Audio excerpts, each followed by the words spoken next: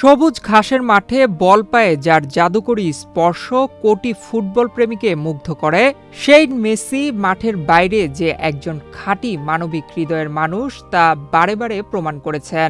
এই তো স্পেনের মাদ্রিদ অঞ্চলের সিয়েরা ওয়েস্ট চলতি বছরের জুলাইয়ে ভয়াবহ দাবানলে পুড়ে ছাই হয়ে যায় প্রায় ৩০,০০০ হেক্টর বনভূমি ও লোকালয়। পরিস্থিতি এতটাই গুরুতর আকার ধারণ করে যে দেশটিতে জাতীয় জরুরি অবস্থা ঘোষণা করতে হয়।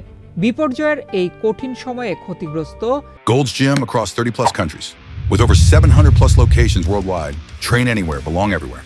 সিয়েরা ওয়েস্ট অঞ্চলের পুনর্গঠনে ৮০,০০০ ইউরো অনুদান দিয়ে সহায়তার হাত বাড়িয়ে দিয়েছেন এই আর্জেন্টাইন মহাতারকা।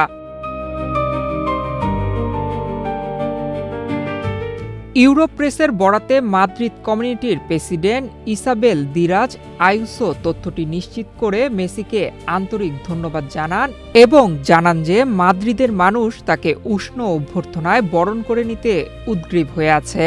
অবশ্য মেসির এই মানবিক রূপ নতুন কিছু নয়।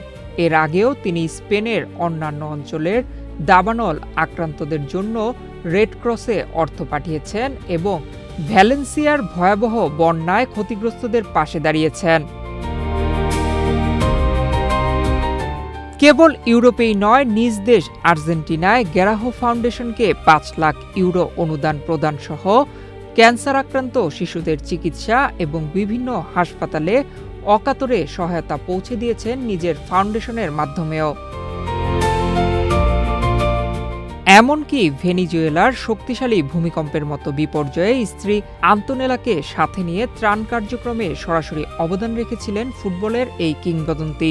বিশ্বসেরা ফুটবলের তকমার পাশাপাশি একজন অতুলনীয় মানবিক মানুষ হিসেবে বিশ্বমঞ্চে বারবার নিজের ভাবমূর্তি অনন্য উচ্চতায় নিয়ে যাচ্ছেন এই মহাতারকা, যা প্রমাণ করে খেলার মাঠের মহত্ব ছাড়িয়ে মেসির হৃদয়টা আসলে কতটা বড়। নয়ন বিশ্বাস, বাংলাদেশ প্রতিদিন।